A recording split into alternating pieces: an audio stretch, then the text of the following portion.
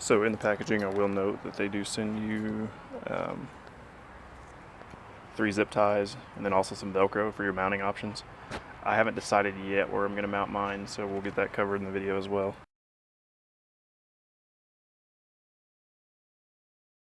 Okay, so your fuel injectors are actually going to be here with the blue plastic there, and also right there is going to be your other connector.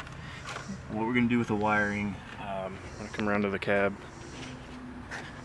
is bring everything up through here, keep it seated in nicely, and then I'm thinking my mounting position is actually going to end up in this recessed area right there in the cab. To get these off, it took me a minute to figure it out, but you're going to have these gray plastic clips while it's attached. Pull that off and pinch in these sides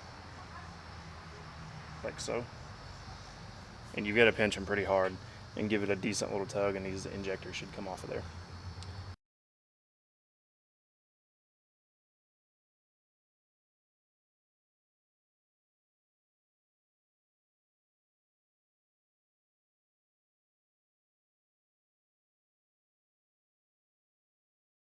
So since this is V-twin, we have 2 cylinders, we're going to have 2 sets of hookups. You're going to put the originals where they hook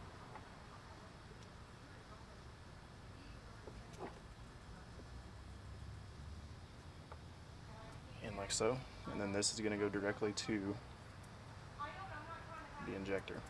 Okay, so what this will do is it'll remap it to where your signal has to run through the module, the fuel controller itself, and then reroute it back to the injector to let it know how much fuel to add into the mixture.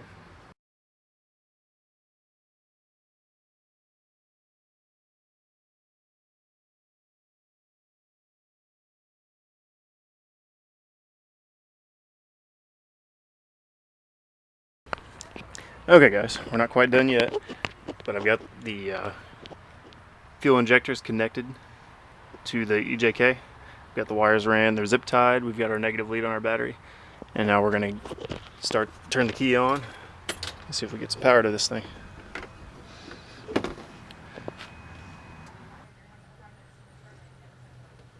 After a few revisions and looking back through the manufacturer's suggestions, I swapped the order of my injector connections from the controller to the actual connections themselves.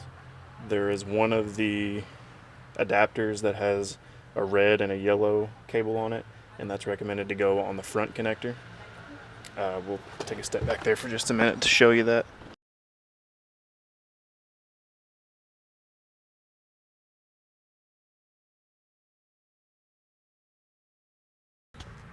There it is. Has a red and a yellow wire, and again that's just recommended to go on the front cylinder. So I went ahead and swapped those around and re-zip tied everything. So we've got power. It's a good sign. We've got our blinking LED indicators. We're going to do a little start up and see what this thing looks like.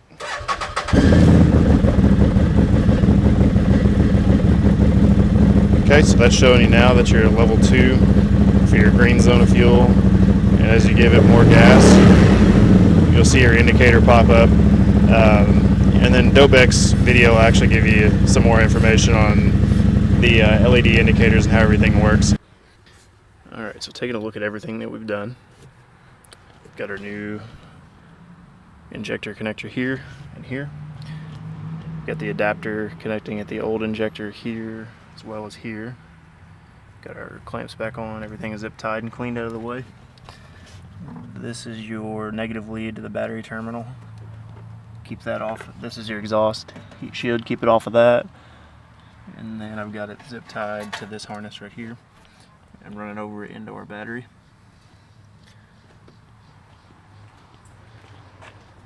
Everything is ran through your compartment cover right there, and I've got it coming out and velcroed here. Okay, so from inside the cabin, here's what it looks like. Really, it's got a nice clean install. That harness strap is going to cover up a lot of your wire right there when it's just resting there, but if you want to move it, it's just velcroed in. You can pop it off and do another location. I've got plenty of slack, as you can see right there, to move it around. Considered actually putting it up in here, but we'll see how I like it there. And stay tuned for more videos. Thanks for watching, guys.